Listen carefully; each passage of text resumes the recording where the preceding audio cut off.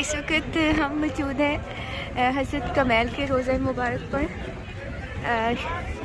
आप में से काफ़ी सारे लोग जो है दुआए कमैल भी पढ़ते होंगे। तो ये वही हज़रत कमैल है जिनकी दुआ जो है वो दुआए कमैल के नाम से बहुत ज़्यादा मशहूर है और पढ़ी जाती है।